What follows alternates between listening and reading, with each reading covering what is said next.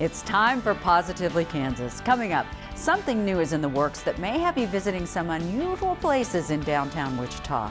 Discover how this is part of an ongoing effort to create more interest and excitement in the center of the city. Also, from the humble plains of Kansas to the runways of New York City. See how this up-and-coming fashion designer creates clothes with a Native American flair. Plus, as 9/11 drifts further back in history, the painful result is as real today as ever for Jay Irwin. Discover how he uses that pain to help others in the same boat. And it's a trip back to a simpler time. See this little escape that a Halstead man crafted in order to relive the good old days. Plus, we visit a Wichita destination that makes authentic Australian flavors with a reasonable traveling distance. I'm Sierra Scott. We'll have those stories and more on this week's edition of Positively Kansas. Positively Kansas is brought to you in part by Visit Wichita, bringing you Wichita destinations on Positively Kansas. Wichita, the heart of the country. Before investing your hard-earned money, make sure your financial advisor understands your objectives. Mark Douglas, CFP, serving our community for over 20 years, providing customized financial solutions that focus on the individual. Blue Cross and Blue Shield of Kansas serves more than 930,000 Kansans in various programs. Independent, member-owned. Blue Cross and Blue Shield of Kansas, an independent licensee of Blue Cross and Blue Shield Association, supports KPTS. Program support provided by the F. Price Kosman Memorial Trust, Entrust Bank trustee, bringing you the Kansas Wild Edge segments on Positively Kansas.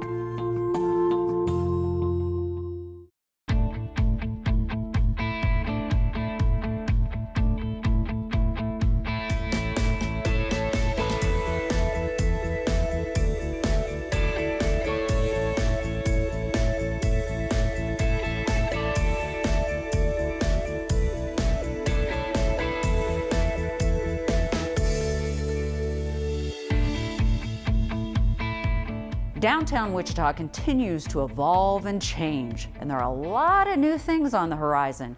You've heard about the new baseball stadium and other big expensive projects, but sometimes even the little touches can make a big difference. Chris Frank has the story. If you are one who generally thinks that art is meant to be seen in or around art museums like this one, you really need to have another thought. Putting art in less traveled areas of the city is an idea to be tried in Wichita. Hello.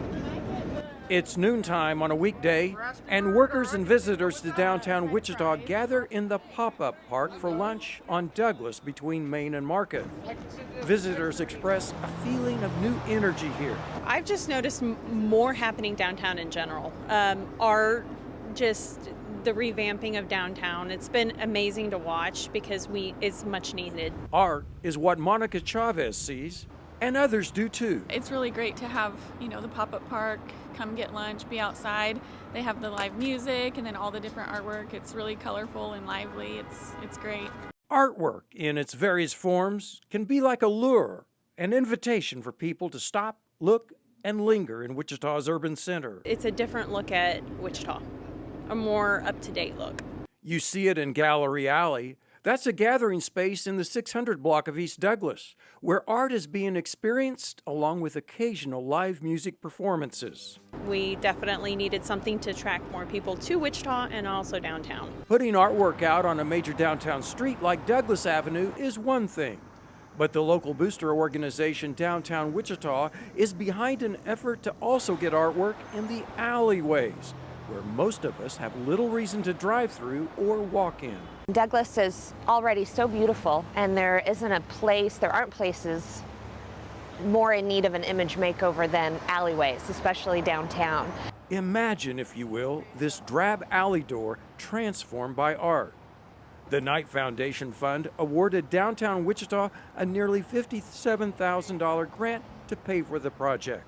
So by bringing artwork into alleys, it's going to create more vibrant places, increase walkability, which in turn will increase safety, and bring awareness to spaces that we normally walk by and pay no attention to. There is precedence for this. Downtown Wichita was inspired by how Louisville, Kentucky put art on its alley doors. And in Louisville, Kentucky, it took off like wildfire and has been incredibly supported by business owners, and the people that live there are really excited about the project. Louisville's Alley Gallery started in the spring of 2017. Their motivation, to enliven and make exciting what otherwise are overlooked, uncomfortable, forgotten places. Kansas-based artists like Wichitan John Pirtle were asked to submit art for consideration. I'm in the running, yes, definitely in the running. A committee selected and cataloged proposals from 40 artists. This way, business owners interested in participating can see what artwork they may want on their alley door. I submitted this piece, which actually is just a 3-color screen print. This one, again. Pirtle submitted 6 drawings, and 5 were accepted, including a sketch of this tiger. I'm waiting and hoping that some business owner will see my work and decide that's something they want to have be a part of their business. The artists are paid for each door their work is selected to be on. Pirtle says the Alley Doors art project gives artists like him a chance to stretch themselves in exploring other disciplines.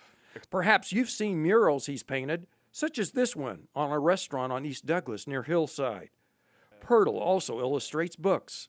Illustrating children's books is kind of what I'm very much drawn to. But getting a chance to get his art on some alley door gets Pirtle's attention. It is very different, which is another reason why I was drawn to the project. Because downtown is a gathering space. Getting people to come back to downtown has been a challenge for decades. But with the building of new downtown living spaces in recent years, as well as other attractions, including art, there are signs of life. So many alleys, so many doors, so many potential interactive pieces that we can utilize. Michael Ramsey is a partner in Boca Development. He can see much of downtown from the 8th floor of the Lux at 1st and Market Streets. What was formerly the KG&E and later Protection 1 offices is converted into apartments, retail, and mixed-use space. Getting people to live downtown helps make the city's core more active beyond 8 to 5 business office work hours. Ramsey sees art as a necessity to attract attention, giving people another reason to visit downtown. I just cannot believe how many artists that were involved in this. So which door is, oh yeah, this one down here. Oh yeah, what do you think? I love it. I do too. It's gonna be, people are gonna come in off the street and look for it. It's hidden a little bit, it's gonna be perfect. Ramsey and other building owners aren't revealing what art will cover their doors until the big reveal in the spring.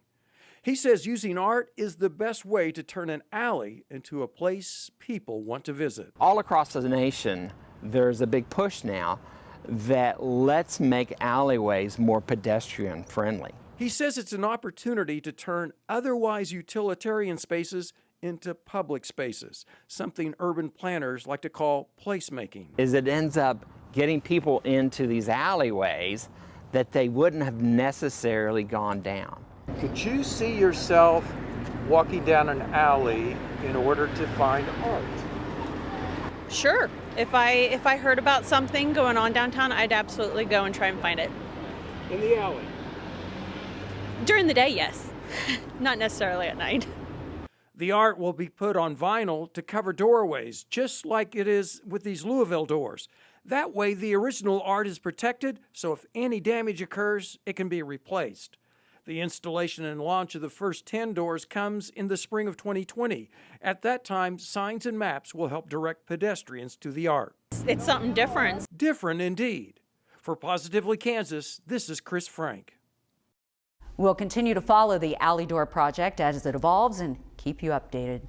From humble Kansas beginnings to New York City's Fashion Week and back again, Hazel Stabler, who grew up in Emporia and now lives in Wichita, is an acclaimed designer who integrates the fashion sense of her ancestors into very unique designs. Anna Spencer has her story.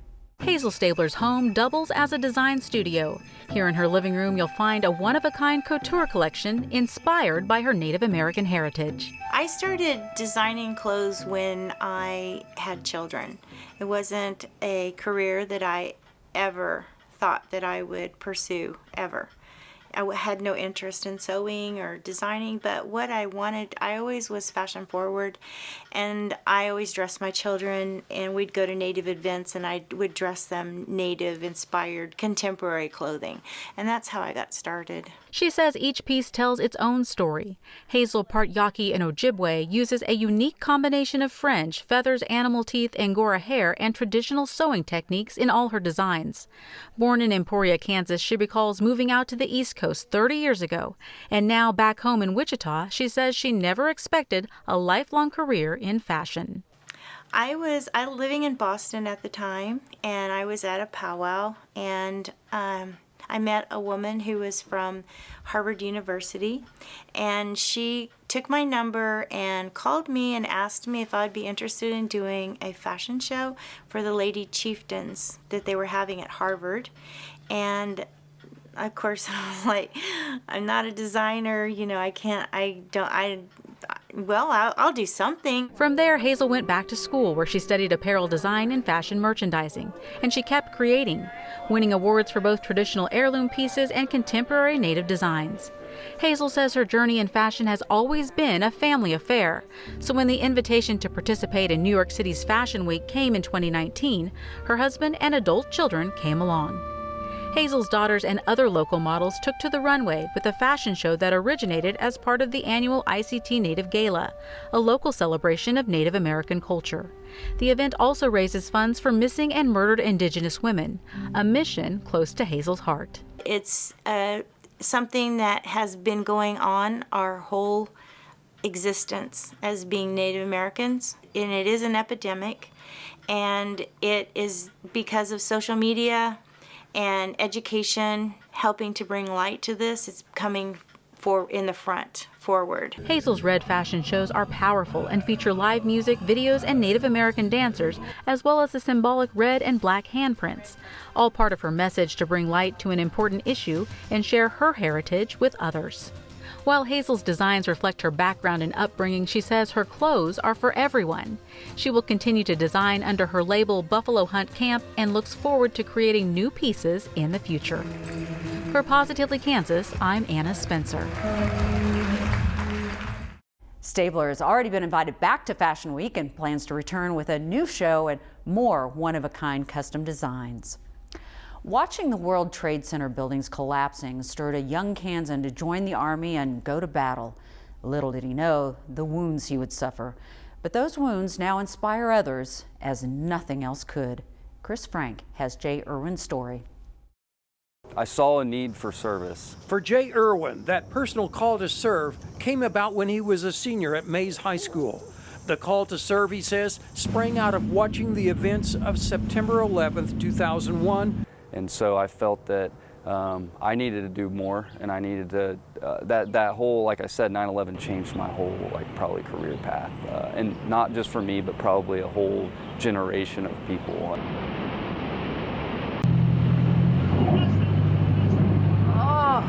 So I told the recruiter I wanted to jump out of aircrafts and blow things up. Irwin enlisted in the U.S. Army in 2004 and became an airborne ranger. He deployed with the 2nd Ranger Battalion to Iraq, being a part of Operation Iraqi Freedom.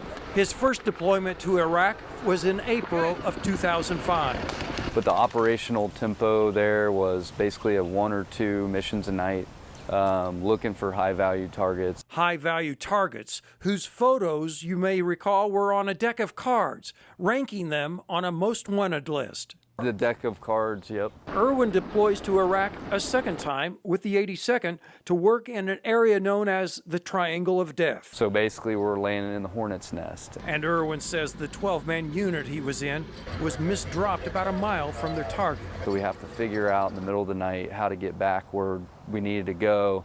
By that time, we exposed ourselves to the enemy. It wasn't long before they came under attack. That's when they started lobbing mortar rounds in. A mortar round killed one and injured several others, including Irwin. Scars on his neck are still visible. He spent 7 weeks at Walter Reed upon returning stateside before getting a hero's welcome back in Wichita. It taught me that not everything is painful, and you can change a tragedy or a sad story into something that's impactful. Irwin was medically retired from the Army in 2008. Since then, he's gotten a lot of counseling help from a support network called the Gallant Few. Irwin says their counsel helped him transition from being a soldier to being a civilian again. The Army had taught me a lot, but didn't teach me anything about the civilian world or how to get a job. They teach you for war, but they don't teach you to come home from war.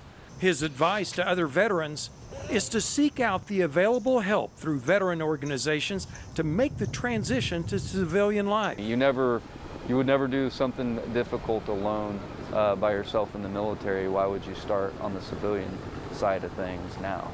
Irwin has since graduated from college and works as a background investigator for the U.S. government. Irwin says he uses his experience as a motivation to live the best life he can. You live your life, well, I do, through the people that couldn't make it. So I want to make my life worthy of dying for, just like every other citizen should. He explains the importance of remembering those who served. What you don't want to do is to ever leave or let another veteran or a person that did serve in the military, you don't want to not ever say their name again, tell their story. And we'll keep telling their stories. For Positively Kansas, this is Chris Frank. Jay Irwin encourages veterans in need of help to look to the Gallant Few Support Network for advice and assistance. In this day and age of gadgets and rushing around, it seems like more and more folks long for the days when things were slower and simpler. Anthony Powell visited with a Halstead man who feels the same way, and he's created something that helps bring back memories of those simpler times. Seems like a few hundred years ago now, doesn't it? When going to get gas was a full service experience. Windows washed, oil, tires checked, and a chance to visit with a friendly guy in a jumpsuit. Well, take a drive back in time with us as we pull off Highway 50 in Halstead and onto the property of Richard and LeJune Thrasher, where you'll find a gas station that reminds you of those full service days. Richard's always had a thing for these stations, reminds him of his childhood. He even owned an old mobile station in Halstead. For the last several years, he has refurbished this Phillips 66 station. It's a building he first had eyes on decades ago when he drove past it daily on his way to work in Hutch. I lusted for that building. I really thought I wanted that building. It was the steeply pitched roof, a trademark of Phillips stations, that caught his eye. There just wasn't anything around like it. But the woman who owned the building near Burton didn't want to sell. Then one day in 2014, Richard's wife spotted something as they drove past it. My wife said, "There's a for sale sign on that building." I made a U-turn right in the middle of the highway. He gave her a check on the spot, hauled the 1928 structure back to his house, and went to work. It needed some structural improvements, but most of all, lots of decorative items to make it look and feel authentic. So I started going to sales here, there, picking up oil cans and setting them around. And one thing just led to another. I kept getting more and more things. Along with the inside, Richard also made the outside look like a trip back in time with the old pumps and a truck filling up. Well, as you might imagine, Richard's retro gas station catches the eyes of a lot of people traveling down Highway 50. Some will even pull over and come onto his property to check it out. He doesn't mind a bit. He loves visiting with strangers and joining them on a trip down memory lane. Most visitors are from the era in which full-service stations were the norm. Us old-timers, all we have is memories, so, you know. And an old filling station are some of the best memories. Yeah. You know, youngsters, all they know is to pull up to a convenience store, stick the hose in, get some gas, and, you know, And that, he says, is a shame. We're in such a hurry these days. There's no time for something like a full-service experience. That's why Richard feels so strongly about keeping the past in the present. In Halstead, I'm Anthony Powell for Positively Kansas. If you want to visit with Richard and see his gas station, you have to do it between April and early October. Around mid-October, Richard and his wife LeJune head for warmer weather and their second home in Texas. You don't have to travel down under to enjoy the amazing flavors of Australia. Look no further than West Wichita, and this stuff is authentic. Here's Brian Ramsdale with this week's Wichita destination.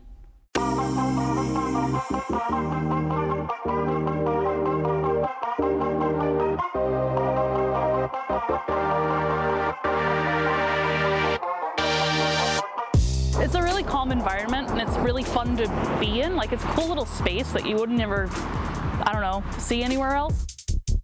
So born and raised in Australia, I moved over here when I was 22. I met a Kansas girl down in Australia, and she said that I was, cute and cuddly, but she would rather a koala, but she ended up with me instead. So sometimes all a business needs is a funny story to get its start. And at Kookaburra Coffee, Edward Fox is full of them. We also serve the full range of lattes and cappuccinos, cortados, and all the food drinks that I like. The caramel, the pumpkin spice, the mochas, we do all that as well. But there's something special on the menu that traveled all the way from down under that makes Kookaburra really unique. One of our favorite dishes that we serve that you can't find anywhere else in Wichita is the Australian Lamington. This cake is something you have to try for yourself to understand. Covered in chocolate icing and crisp coconut, you'll quickly see why Australians like it so much. So that unsweetened coconut plays off against the sugar in the icing sugar, and just the taste with a cup of coffee is just awesome. The entire mood of Kookaburra is to be happy and inviting, and these delicious treats are a welcome addition. We're open for the community to whoever you are, to whoever you want to be, that you'll find a welcome place here at Kookaburra.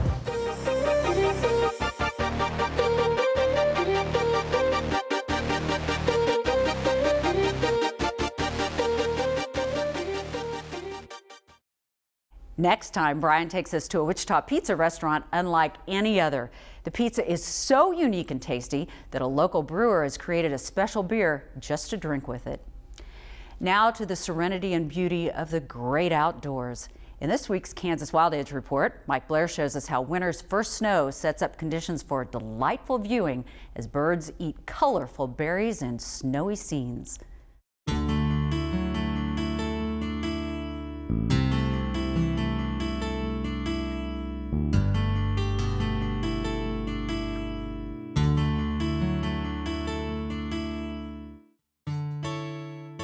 If you're in the mood for a magical outdoors experience, here's a recipe. Start with abundant berries and remnant foliage of late fall. Poison ivy is a good bet, but more colorful are the berries of sumac, honeysuckle, wahoo, buckbrush, and hawthorn. Take an autumn hike or a slow drive to find the best places. Add birds. Species that stay through winter are seed eaters, and they concentrate on abundant food sources throughout their habitats. Find shrubs and trees with loads of small berries, and hungry birds will visit at mealtime. Many are brightly hued, adding to already colorful woodland vignettes. Be sure to bring a camera. Finally, add snow. Snowfall is one of nature's most beautiful events. A quiet snowfall, tied to cold temperatures, increases bird feeding response as more energy is needed to stay warm. And like most animals, birds seem to relish calm, snowy days. Season it all with a dash of patience. Waiting when conditions are right helps complete a storybook ending. A little luck never hurts either. And here's the magic.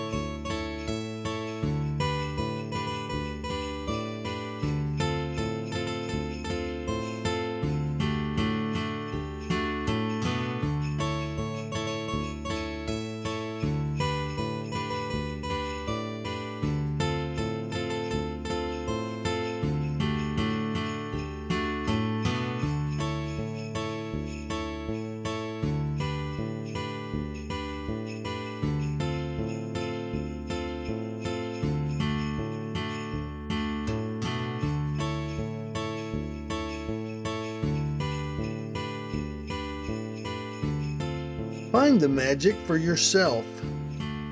It's always waiting close by.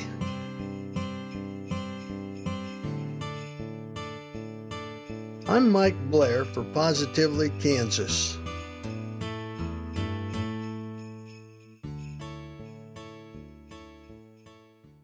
Well, that's a wrap for this week. If you have a story idea, jot down this email address, positivelykansas@kpts.org. We always like to hear from you. Thanks for watching. I'm Sierra Scott. See you next time for another half hour of information and inspiration that's Positively Kansas. Program support provided by the F. Price Kosman Memorial Trust, Entrust Bank Trustee, bringing you the Kansas Wild Edge segments on Positively Kansas. Blue Cross and Blue Shield of Kansas serves more than 930,000 Kansans in various programs. Independent, member-owned. Blue Cross and Blue Shield of Kansas, an independent licensee of Blue Cross and Blue Shield Association, supports KPTS. Before investing your hard-earned money, make sure your financial advisor understands your objectives. Mark Douglas, CFP, serving our community for over 20 years, providing customized financial solutions that focus on the individual. Visit Wichita, bringing you Wichita destinations on Positively Kansas. Wichita, the heart of the country.